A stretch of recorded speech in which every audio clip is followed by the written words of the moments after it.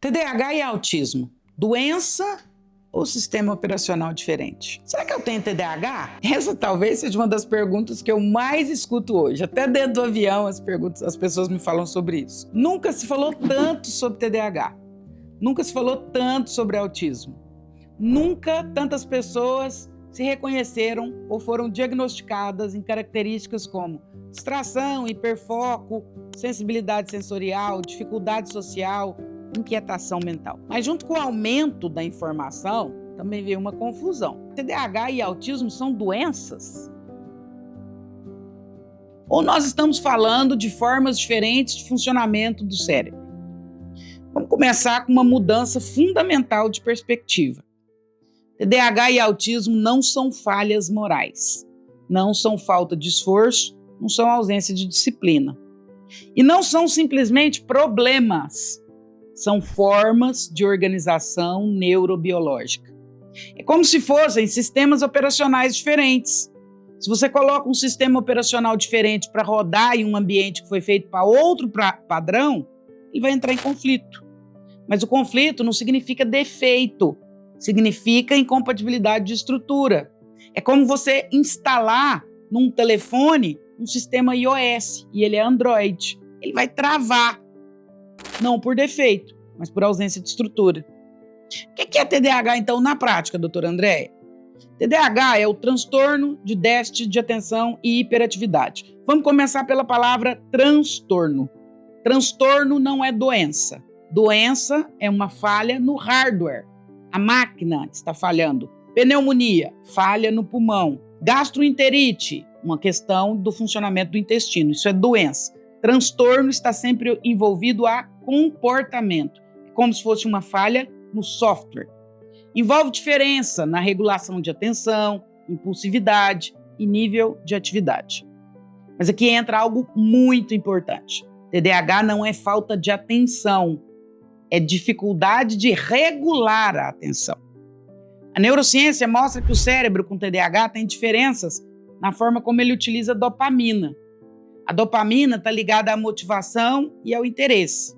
O cérebro TDAH ele não responde tão bem a tarefas monótonas ou pouco estimulantes, mas responde intensamente a algo que desperta interesse real. É por isso que alguém com TDAH pode não conseguir focar 20 minutos numa tarefa burocrática, mas passa 5 horas hiperfocado em algo que ama. Isso não é preguiça. É regulação diferente de recompensa. O córtex pré-frontal, que ajuda no planejamento e no controle dos impulsos, funciona de maneira diferente. E isso impacta a organização, gerenciamento de tempo, tomada de decisão. Mas é diferença, não é incapacidade.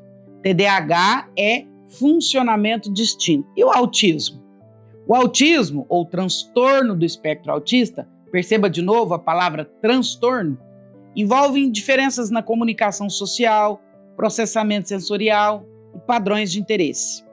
A palavra-chave aqui é espectro.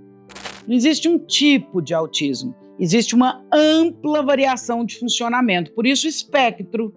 O cérebro autista tende a processar informações de forma mais detalhada e menos intuitiva socialmente. Enquanto muitas pessoas captam sinais sociais de forma automática, o cérebro, no espectro autista, pode precisar processar isso de maneira mais consciente. Isso não é falta de inteligência emocional. De novo, é diferença de processamento. Há também uma característica importante: sensibilidade sensorial.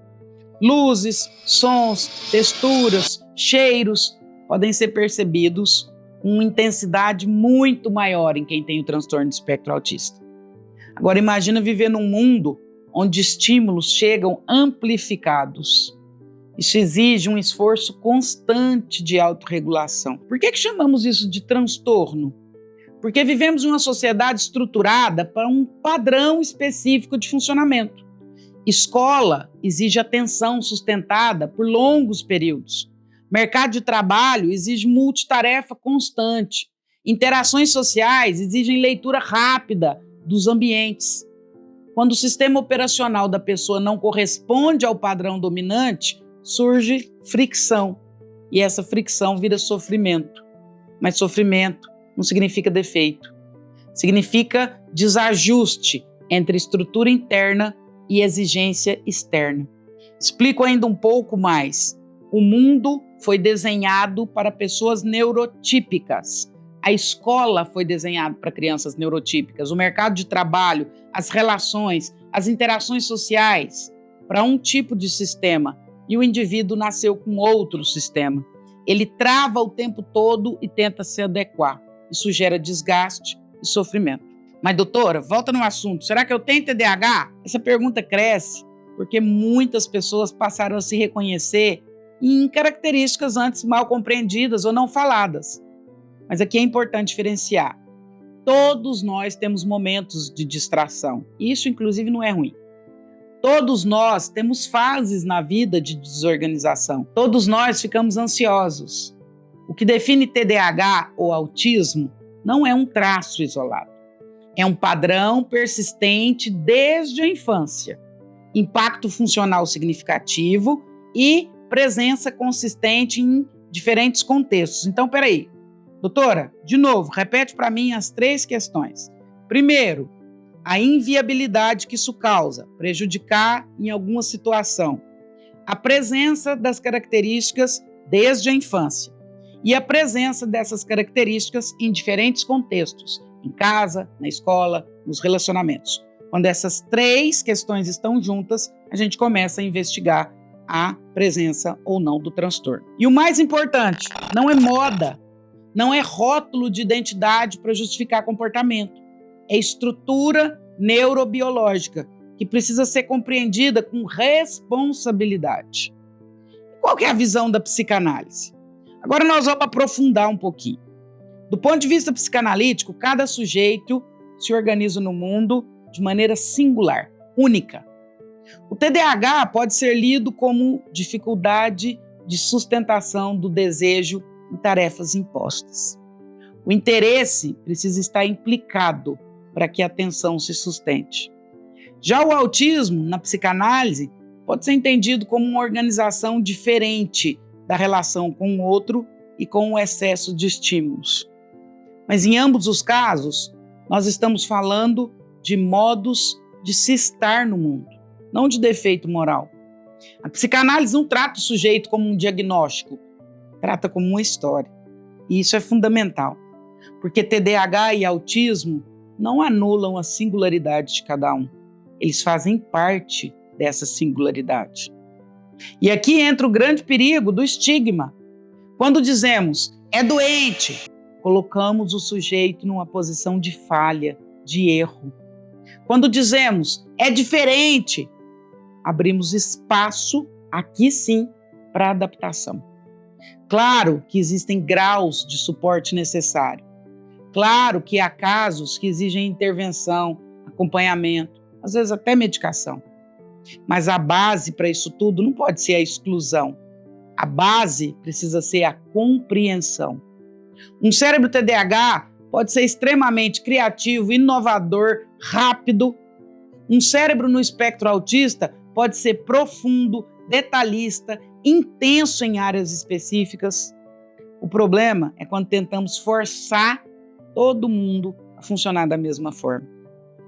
E aqui a neurociências vai falar belamente sobre neurociências e plasticidade. O cérebro, ele é plástico. Isso significa que ele pode desenvolver estratégias. Pessoas com TDAH podem aprender ferramentas de organização externa. Pessoas no espectro autista podem desenvolver repertório social consciente. Isso não é sobre se curar, é sobre potencializar funcionamento. E isso exige conhecimento. Aqui fica uma grande reflexão. Talvez a pergunta não seja, será que eu tenho TDAH? Talvez a grande pergunta seja, como o meu cérebro funciona? Quais são os meus padrões? Quais ambientes me ajudam ou me desorganizam? Eu estou tentando viver num formato que não combina comigo? TDAH e autismo nos convidam a rever uma ideia perigosa, a de que existe um jeito certo de funcionar. Não existe um cérebro padrão ideal. Existem cérebros diversos. A questão é, Estamos criando ambientes que respeitam essa diversidade ou estamos chamando de doença tudo aquilo que não se encaixa? TDAH e autismo não são apenas diagnósticos, são modos de organizar a atenção, o desejo, o estímulo e as relações. Não são falhas, são sistemas operacionais diferentes. E quando você entende o seu próprio sistema, você para de se culpar por não funcionar como os outros. E você começa a aprender como funcionar melhor sendo quem você é. Talvez a melhor pergunta, não seja, será que eu tenho algo errado? A pergunta boa é, será que eu estou tentando rodar minha vida num sistema que não é o meu? E quando você descobre isso, não é libertação da responsabilidade, é libertação da culpa. E a partir daí, começa o verdadeiro autoconhecimento e a vida com qualidade. Porque, como dizia o grande e velho Nietzsche, torna-te quem tu és. E isso não é sobre TDAH e autismo, é sobre cada um de nós. Se você gostou desse vídeo, eu gostaria de te convidar para fazer parte dessa missão. Aqui é um espaço que nós criamos para democratizar conhecimento e saúde mental. Curte, compartilha, se inscreva no canal, comente aqui para que eu possa interagir com você, distribua esse conteúdo para que mais pessoas sejam libertas a partir do conhecimento.